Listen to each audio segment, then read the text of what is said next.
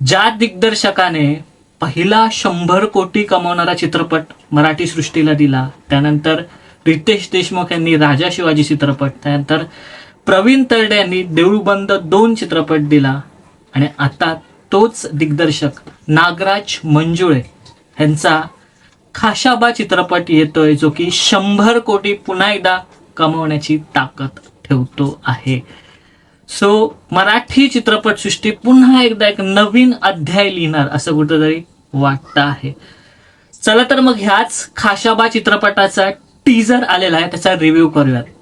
Video खूप interesting होणार आहे, खूप माहितीपूर्ण होणार आहे, सो पूर्ण पहा.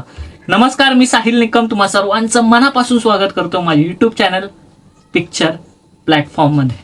व्हिडिओला सुरुवात करण्यापूर्वी मराठी चित्रपटांच्या बॉक्स ऑफिस कलेक्शनसाठी अपडेटसाठी जे की खूप कमी यूट्यूब चॅनलला सांगितलं, त्यासाठी आपल्या यूट्यूब चॅनलला सबस्क्राईब नक्की करा आणि व्हिडिओला हाईप ह्या नक्की करा, जेणेकरून ही व्हिडिओ पुढे जाईल.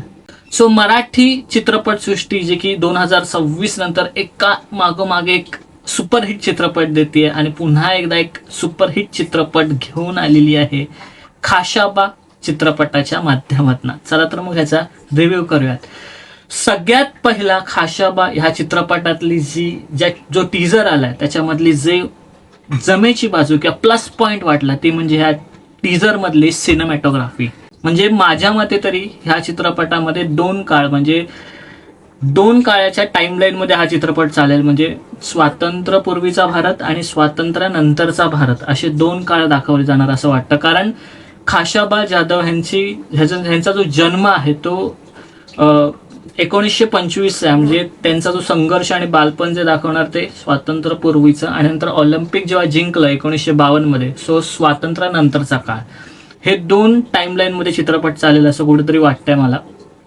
आणि हा जो काळ टीजर मध्ये दाखवलेला आहे, दोन्ही काळ स्वातंत्र्यपूर्वीचा आणि नंतरचा, त्यामध्ये इंग्रजी वगैरे पण दाखवले, तो जो काळाचा जो माहोल तयार करायचा तो एक्झॅक्टली झाला. आणि त्याच्यासाठी असणारी सिनेमॅटोग्राफी, प्रत्येक फ्रेम ही ग्रँड आणि मोठ्या कॅनव्हासवरची वाटते. म्हणजे तिकडे असणारे ते कुस्तीपट्टूंचे जे ग्राउंड आहेत, मग तिकडे असणार तो गावचा क्राऊड आलेला बघणारा, किंवा मग राजाची एखादा एंट्री, महेश मांजरेकरांची एंट्री स्पेशली असेल, हे सगळं एका ग्रँड स्केलला दिसतंय. म्हणजे प्रत्येक फ्रेम ही एकदम काहीतरी भव्य दाखवते असं या चित्रपटाच्या टीजरमध्ये कुठेतरी दिसतंय मला. सो सिनेमॅटोग्राफी टॉप लेवलची आहे आणि खूप ते म्हणतात ना की एका बायोपिकसाठी लागणारी जी भव्यता लागते ती कुठेतरी दिसते आहे चित्रपटाच्या टीजरमध्ये.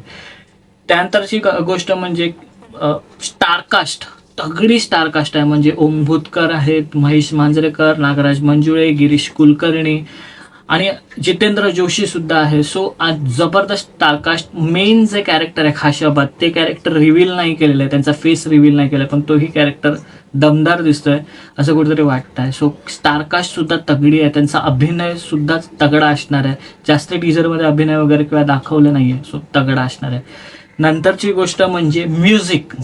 अजय अतुल यांचं म्युझिक एक लेवल अप वाटतंय. म्हणजे ते ढोल ताशे असतील किंवा जे काही रांगडं म्युझिक जे लागणार आहे या चित्रपटासाठी, बायोपिकसाठी, कारण कुस्तीपटूचा बायोपिक, सो ते रांगडं म्युझिक एक्झॅक्टली वाटतं ह्या टीजरमध्ये मला तरी. त्यामधलं एक जे गाणं आहे, टायटल सॉन्ग असणार आहे मला वाटतं, ते सुद्धा जबरदस्त वाटतंय.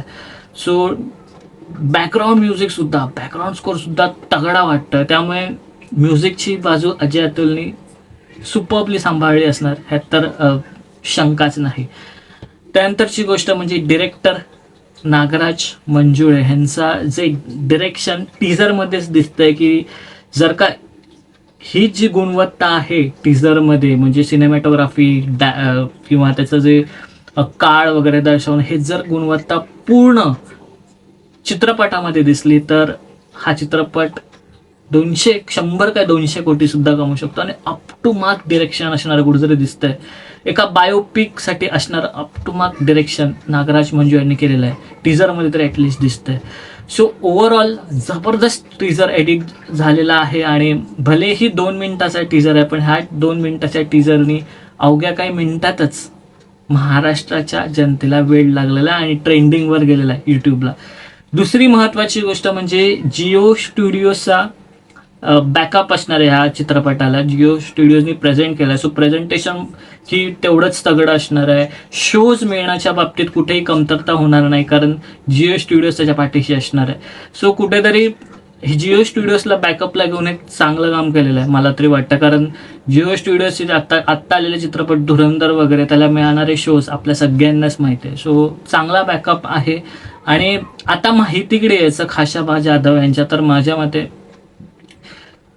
पहिलं मेडल मिळवून देणारे, भारताला वैयक्तिकरित्या कांस्य पदक मिळवून देणारे पहिले महाराष्ट्रातले कुस्तीपटू म्हणजे खाशाबा जाधव.